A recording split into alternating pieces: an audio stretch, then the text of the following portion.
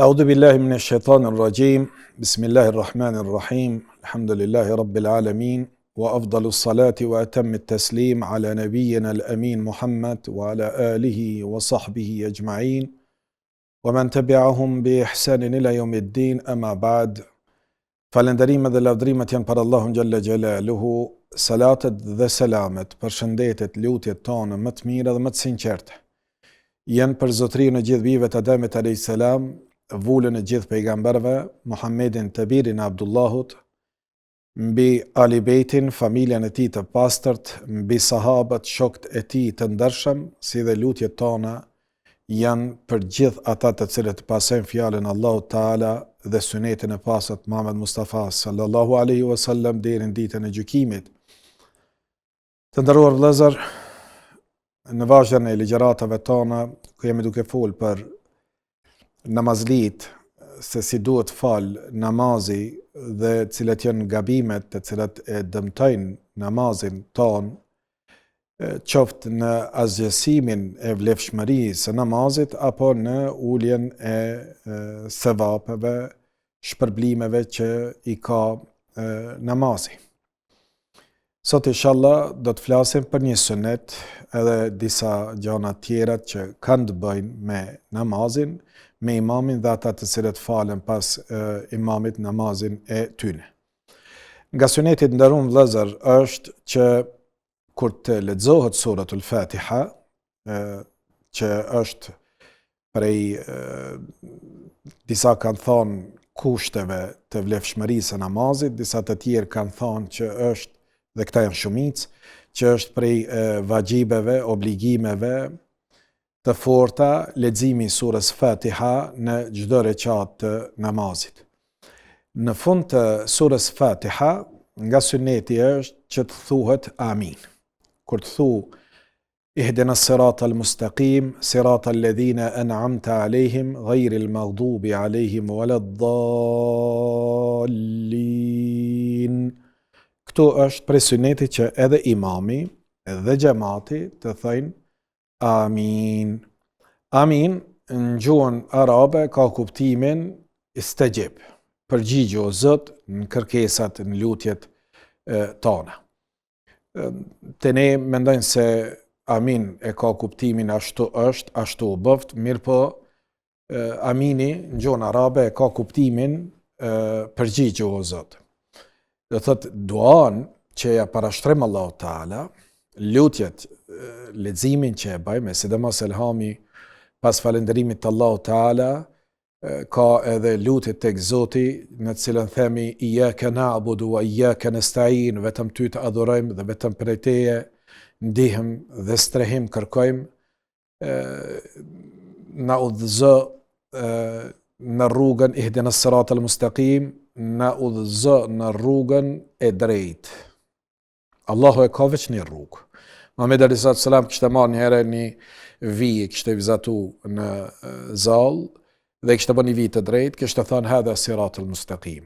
Kjo është rruga e drejtë. Pastaj në anash kishte bërë rrugica të vogla dhe kishte thënë këto janë rrugicat të cilat të devijojnë ty dhe në krye të secilës për këtyre rrugicave të cilat janë për me të largu për rrugës së drejtë, qëndron nga një shejtan i cili të thret me deviju. Ta shejtanët janë prej gjinve, po edhe prej njerëzve, të cilët kanë me bërë çmos me arsyetime të ndryshme me të largu ty nga siratul mustaqim, rruga e drejtë, e cila është e bazuar në fjalën e Zotit, në Kur'anin famlar dhe në sunetin e pastë të Muhammedit alayhi salatu wassalam. Andaj edhe shohim shumë devijime të mëdha, shumë sekte, shumë tarikate, shumë shkolla të ndryshme, tash të quajtura shkolla, të cilat më të rëndësishme e kanë mendimin e njerëzve se sa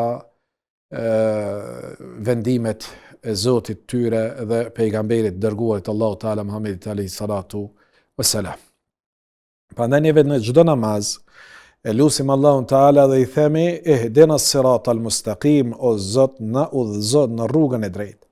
Siratal ladhina an'amta alejhim, në rrugën e atyne që u ke dhënë begati, na udhëzon rrugën e pejgamberëve tu, na udhëzon në rrugën e besimtarve, pasuesve të këtyne pejgamberve, na udhëzon në rrugën e atyne të cilët kanë pas dijen dhe i kanë fitu kënaqësinë e Zotit të tyre. Na udhëzon në rrugën e të parëve tanë të cilët bashkëjetuan me Muhamedit alayhi salatu wassalam, në rrugën e sahabeve të ndershëm dhe dietarëve që pasuan rrugën e tyre. Dhe në çdo namaz neve e bëjmë këtë dua. Sirata alladhina an'amta alejhim, rrugën e atyne që u ke dhënë begati, ghayril maghdubi alejhim waladdallin, e mos na qit apo mos na udhëzo, mos na dërgo në rrugën e atyne të cilët e merituan hidhrimin tënd dhe devijun, dhe atyne të cilët devijun. Than, kush janë këta ja Rasulullah? A është fjala për ebrejt, për jehudit, edhe për krishterët?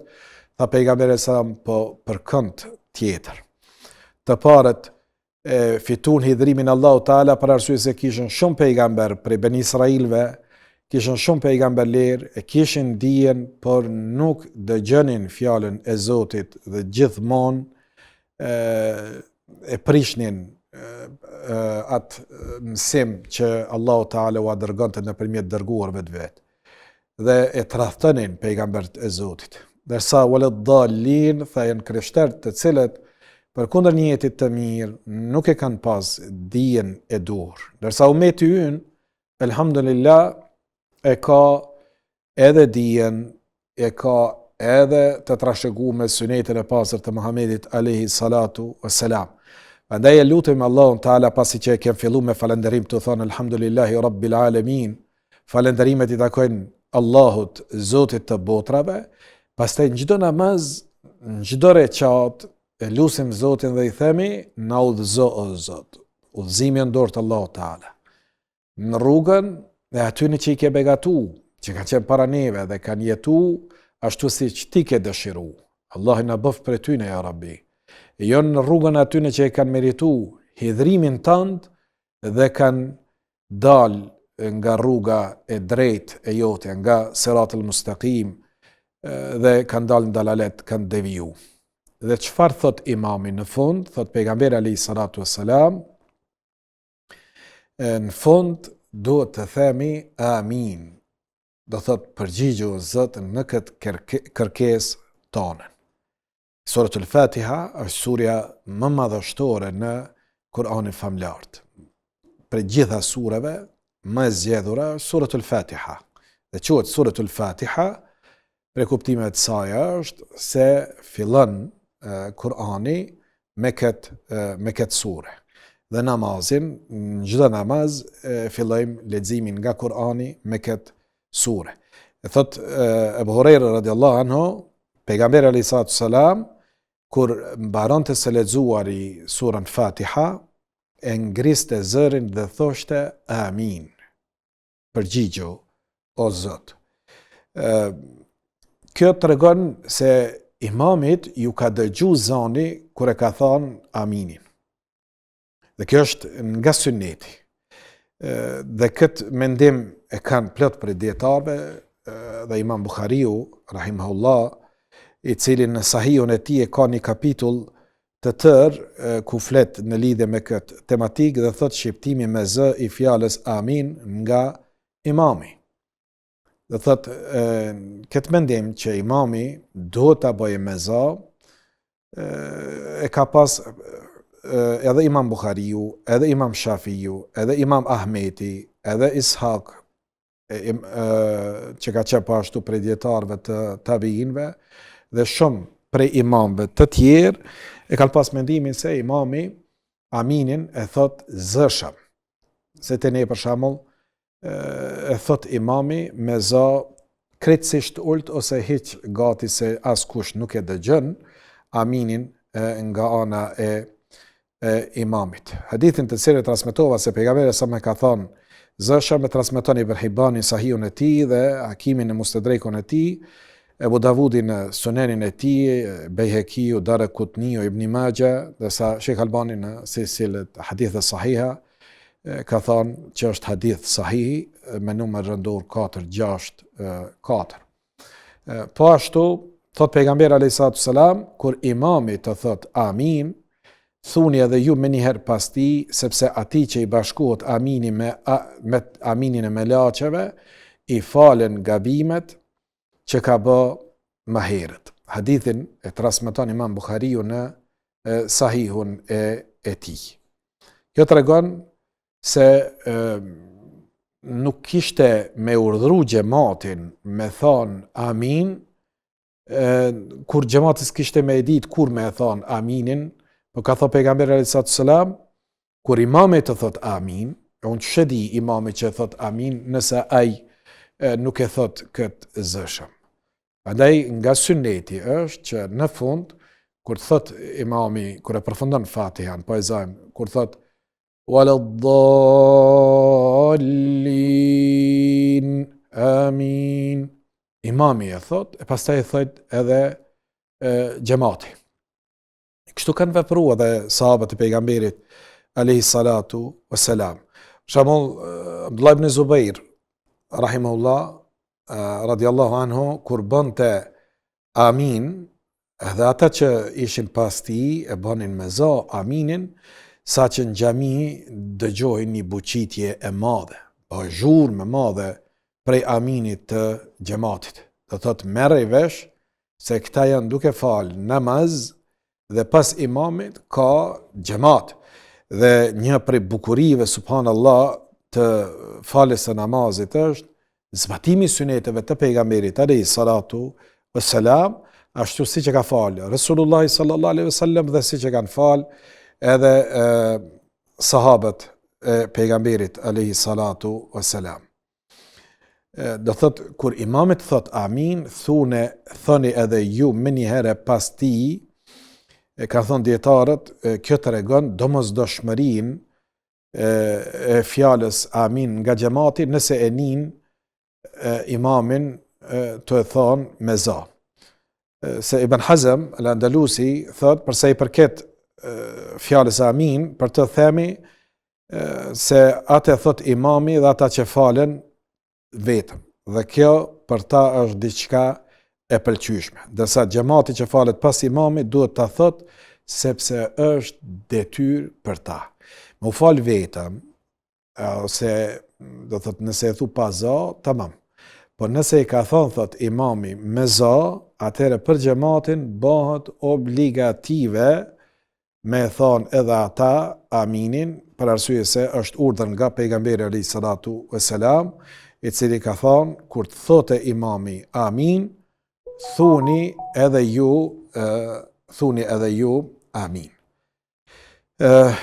Mirë po gjatë kësaj duaje në fund të surës Fatiha, kur e themi amin, duhet me pas shumë kujdes, që mos me bë disa gabimet e se nuk përkojnë me sunetin e pejgamberit alayhi salam, bien ndesh me vetë sunetin e Resulullahit sallallahu alaihi wasallam, po edhe me rregullat e gjuhës arabe. Për shembull, ose imami, ose xhamati, kur thënë amin, nuk thënë për shembull amin, po e thënë me zot madh, duke i shkel edhe rregullat e gjuhës arabe, dhe nuk është kjo nga suneti, edhe e zgjat ajen sa nuk bën. Për shembull, aja amin është me 2 tone. Amin. E nuk ka për shembull 6 tansh ose edhe më tepër, që kur thotë imami ghayril maghdubi alejhim waladdallin, e xhamati me shku amin. Kjo nuk ka prej sunetit me zgjat an ka gjatë. Me po shkon. Imami e thot mas pari, xhamati pret. Ghayril maghdubi alejhim waladdallin. Amin. E xhamati pastaj amin. E presim imamin ta thote, e pastaj ne e thot xhamati pas imamit. E jo me shpejtu dhe me dal para imamit. Për shembull, imami të e thonë waladdallin, amin, ende pa e thonë imami. Dhe thot, këto janë disa prej gabimeve të namazdive që dietarët kanë folë për këto gabime, prandaj edhe jemi ne duke u mundu me i sqaru këto lloj të gabimeve të cilat për fat të keq ndodhin në xhamiat tona. Duke dashur me zbatuar një sunet, neve e bëjmë në mënyrë të gabuar. Ose e zgjasim ajën, ose kur mrin te m-ja e bën me teshdit. Amin. Nuk është m-ja me teshdit, mirë po, është normal, sikur që e themi, amin, pa e bë dy fishimin, pa bë dy m-ja në tëne, mirë po, e bëjmë, mas pari pritet, edhe është pesuneti që vetë imami me thonë zëshëm, amin, e pas tëne edhe gjemati pas imamit me e thonë zëshëm, mirë po duke respektu sunetin e pejgamberit alayhi salatu wassalam dhe duke respektu rregullat e gjuhës arabe, që mos me shti zjatime aty ku nuk janë ato zjatime dhe nuk është nga suneti i pejgamberit alayhi salatu wassalam dhe mos me indru shkronet po me ilan ashtu si që ka bo pejgamberi alayhi salatu wassalam. Po ashtu Muhamedi alayhi salatu wassalam e ka pas adet kur të fal namaz nafile që në disa vende, do të kur ka fal namazet të natës ose namazet vullnetare, është dëgju që Resulullah sallallahu alaihi wasallam disa ajete në të cilën ka dua që Allah i më na dhon të mira, bereqete, bekimet e tia, ka bo dua. Të lexu, për shembull, ka bo dua pejgamberi alayhi salatu wasallam. Gjatë leximit tu qenë kam. Dhe kjo për sunetit. Mirë po nuk është ose kur ka lexu ajete në të cilat kërkohet strehim që Allah më na ruajt prej dënimit të tij ose zjarrit të tij xhenemit, ka bo dua pas leximit të atij ajetit, ka bo dua edhe tu qenë qiyam. Ka bo dua. Me po këtë veprim e ka bo Resulullah sallallahu alaihi wasallam vetëm në namazet nafile. Ata të cilët e njohin gjuhën arabe ose e dinë se çfarë po lexojnë dhe çfarë domethënie kanë ato ajetet, mundet kur falin namaz të natës që ose namazet tjera nafile, mundet që ajetet të cilët i lexon, në cilën ka kërkesë për Zotit, për Allahu Taala për me i dhon udhëzim ose me i dhon mirësi, mundet pas atij ajetit, oni pse është në namaz, me lut Zotin që Allah më i dhon të mira. Po edhe në ajetet e cilët flasin për dënim të Zotit, kërcënime me zjarr apo dënime tjera, atëherë lejohet që me lut Allahun Taala që Zoti me i ruajt për aty në dënimeve. Por nuk është nga suneti i pejgamberit alayhi salatu wassalam që në namazet e ditës kur falemi me xhamat që imami kur të lexojë ajetet të tilla me unal edhe me kërku prej Zotit se këtë nuk e ka bë pejgamberi alayhi salatu wassalam. Po ashtu ndër gabimet që i kanë përmend dietarët është kur dikush qëllimshëm kollitet pas imamit, kur do m'ia tërheq vërejtjen imamit, nuk din si m'ia tërheq vërejtjen imamit, qoftë për shkak zgjatimit, qoftë për shkak gabimit në lexim, apo të ngjashme edhe bën. Lëshon zëra. Këto nuk janë nga suneti dhe dietarët i kanë numëruar këtë prej ignorancës, prej gjahilietit, sikur që e ka përmend Ibn Rushd, që ka qenë prej juristëve të njohur islam.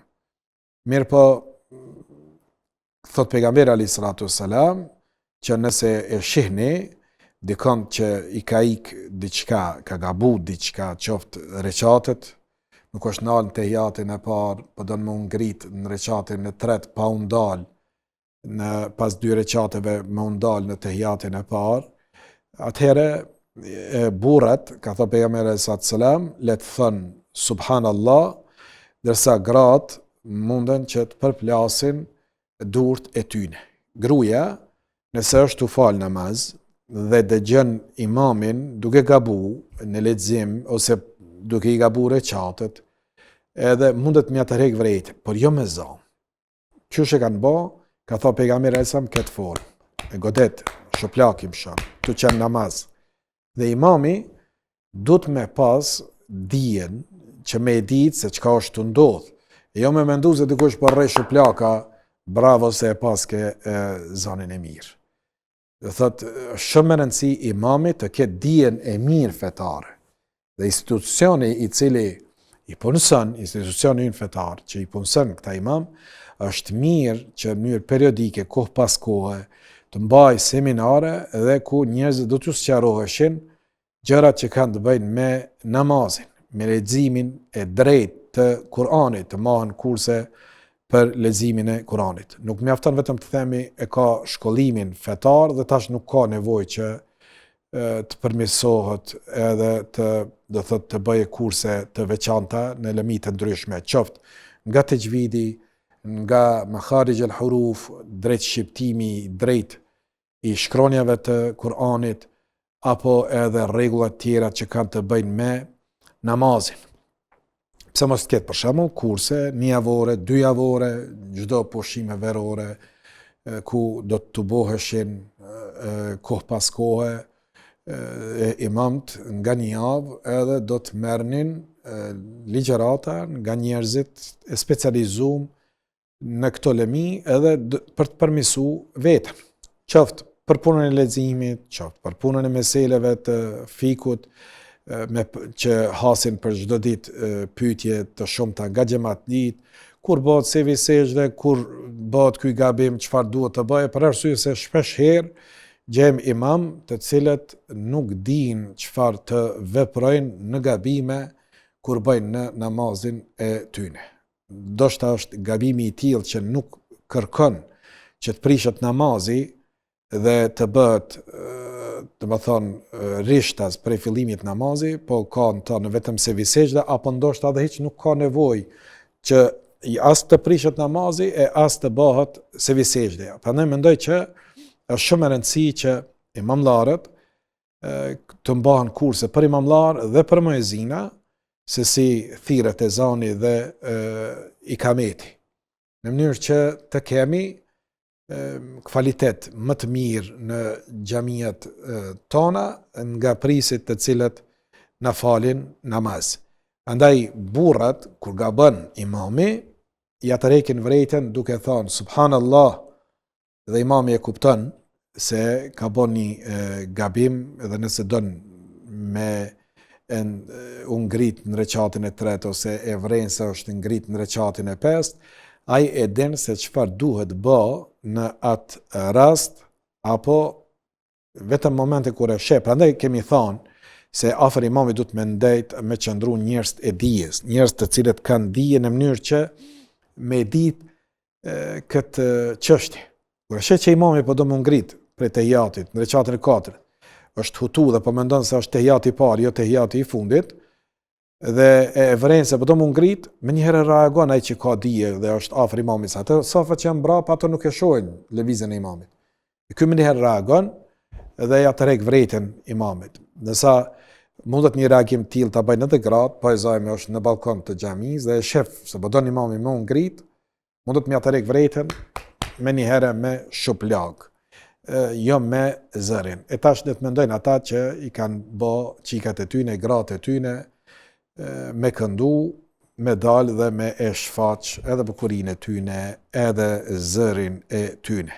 Esa në islam, as ezani s'u ka leju grave, as ikameti me bën në publik, e as tërheqja vërejtjes imamit që në gabime, kur të bën gabim imami, me i thonë subhanallah me bërtit femra. Por e ba dhe thot me goditje për plasjen e shuplakave të saj. Prandaj nuk është nga syneti mja të rek vrejtjen imamit me kolitje. Se merr vesh nuk e di, a o cigare gjiky, a është i smund prej fytit, a dikush i ngrati për një me dën me pastru fytin e tij, bën ky pas të remendon se ka në i gabim në namazin e tij. Andaj nuk është mirë me lshu zana dhe me u kollit gjatë faljes së namazit. Kjo është mekruh. Po ashtu prej gabimeve të disa imamëve është se gjë e papëlqyeshme është që rekati i dytë të zgjatet më shumë se rekati i parë. leximi që bëhet pas surës Fatiha në rekatin e parë duhet të jetë më i gjatë se sa leximi që bëhet në rekatin e dytë. Dhe kjo prej sunetit të pejgamberit alayhi salatu wassalam. Po ashtu, për shembull pejgamberi alayhi salatu wassalam në rekatin e parë kur ka lexu më gjatë se sa kur ka qenë në rekatin e dytë, sikur që do të flas përsëri pak më vonë. Po ashtu, kush ka qenë në botën arabe e di se në disa xhamia atje imami pasi ta lexon surën Fatiha e bën një shukatje pak më të gjatë. Dhe në këtë formë i mundson xhamatit që ta knojnë ta lexojnë surën El-Fatiha. Elhamin. Kjo nuk është nga suneti i pejgamberit alayhi salatu wassalam, sikur që e kanë përmend dietarët e mëhershëm, po edhe të kësaj periudhe kohore ku është gjenerata e janë, sikur që ka qenë Shekh Albani, Shekh Bin Bazi, të cilët tregojnë se nuk nga suneti heshtja e imamit që xhamati me lexu surën Fatiha. Imami e bën këtë në disa vende arabe, për shkak se ata të cilët thënë që është rukn apo shart i namazit leximi i surës Fatiha, se ka thënë pejgamberi alayhi salatu wassalam, nuk ka namaz pa surën Fatiha, kanë thënë se është e patjetërsueshme dhe nuk mjafton vetëm imami, por duhet që edhe xhamati me e lexu surën Fatiha, prandaj ka shukat imami derisa xhamati e lexon. Po kjo nuk ka qenë suneti i pejgamberit alayhi salatu wassalam. Qira'atul imam qira'atukum, pejgamberi salam, hadithi hasan sahih, thot leximi i imamit është leximi i juaj. Imami kur lexon është përfundu leximi nga ana e xhamatit. Prandaj kur e zën imamin në ruku, në namaz, kur shkon imami, edhe si ke mri rekatin, e po i ke zënë në ruku, ty të numërohet që i ke zënë në rekatin, a nëse se ke lexuar surën Fatiha, as se ke dëgju, as se ke lexu. Mirë po, pse e ka lexu imami, ajo po numërohet se e ke zënë në rekatin nëse e ke zënë imamin në ruku. Kjo tregon se nuk është prej kushteve, po është prej vajibeve, e harresa e elhamit duhet me bë sevi sejdës sipas xhumhurit, shumicës dërmuese të dietarëve. Ka disa prej imamëve të cilët për fat të keq lexojnë shumë shpejt Kur'an dhe lexojnë shumë shkurt. Për shembull, pejgamberi alayhi salatu wassalam lexonte gjatë në namazet e tij. Dhe Resulullah sallallahu alaihi wasallam shkurtonte namazin në raste kur duhej me shkurtu, sikur që thot Resulullah sallallahu alaihi wasallam në një hadith që transmeton Imam Muslimi në Sahihun e tij, thot pejgamberi sa mund futem në namaz dhe dëshiroj ta zgjas atë, por kur dëgjoj çarrat e foshnjave e shpejtoj atë. Për shembull, ka i pejgamberi alayhi salatu wasallam namaz, edhe po don me zgjat. Mirë po, mprapa vi në safat e xhamatit të grave, për shembull ka pas gra që i kanë marrë fëmijët e tyre me vetes, ka pas kuj me alën, kanë shku me fal namaz te pejgamberi alayhi salatu wasallam, me dëgju çfarë jo shpall Resulullah sallallahu alaihi wasallam dhe para mëna çfarë nderi me u fal mos dërguarit Allahu Teala namaz me xhamat. Inshallah Allah na mundson xhennet me pa pejgamberin alayhi salatu wasallam. Nuk di që ka nimet dhunti më të madhe për një musliman se sa me pas qenë bashkohanik i pejgamberit alayhi salatu wasalam, besimtar në fen dhe thirrjen e Muhamedit alayhi salatu wasalam dhe me fal namaz pas Resulullahit sallallahu alaihi wasallam. Me po këto nana që kanë pas fëmijët e tyre të vegjël, kur fëmijët e tyre çalin nga prapa, atëherës Resulullah sallallahu alaihi wasallam e shpejtonte namazin. Mirë po, zakonisht Resulullah sallallahu alaihi wasallam ishte ai i cili i bënte namazet pak më të gjata. Mirë po, shiqohet edhe situata e xhamatit. Në herë për shembull, kur thëm më të gjata, do të më shiqu pak se si është situata e xhamatit. Për shembull, Muadh ibn Jabal ka shkuar te fisi Imam Buhariu dhe Muslimi e kanë transmetuar këtë hadith se shkonte te fisi Amr ibn Auf në Kuba, e falte Yatsin te pejgamberi alayhi salatu wassalam, e pastaj shkonte tek xhamia e fisit, në të vërtetë shkonte te fisi Amr ibn Auf, të cilët jetonin në Kuba, dhe ajo është diku 4-5 kilometra largësi prej xhamisë pejgamberit alayhi salatu wassalam. Tash merrte kohë me shku deri atje pas Yatsis, e pastaj lexonte gjatë.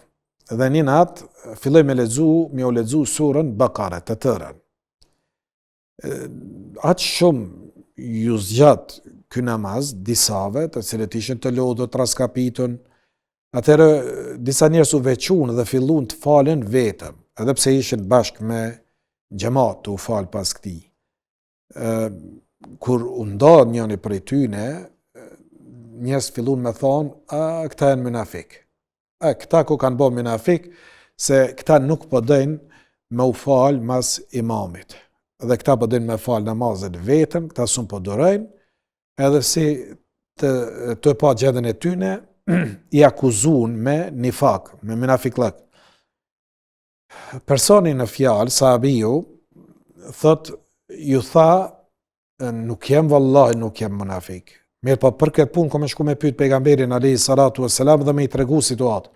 Dhe shkuni i treguan pejgamberit alayhi salatu wassalam që pas Resulullahit, pas në imamit, faleshin njerëz të vjetër në moshë, njerëz të smut, njerëz të raskapitun, të lodhun, dhe doni me fal namazin obligativ, namazin farz me xhamat, ndërsa imami edhe kishte ardhur më vonë se në kohën e fillimit kohës Yatsis, se ishte fal mas pejgamberit sallallahu alaihi wasallam, edhe paramendo zgjatimi i Resulullahit sallallahu alaihi wasallam që ka bën namaz, edhe rrugën që ka bë, edhe tani kishte marrë surën Bakara të natë, kur me fjet ata, kur me uqu dhe kur me punu.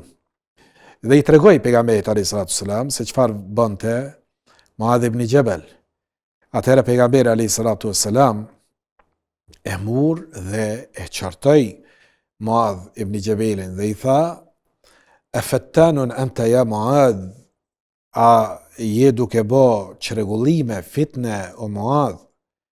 Pse s'po i fal namazin tu i lexu sabbih isma rabbikal a'la ose wash-shamsi wa duhaha wal-lejli idha yaghsha", si surat e këtilla, të cilët janë gjyzet 29, gjyzin 30, ka pjesa e fundit e musafit.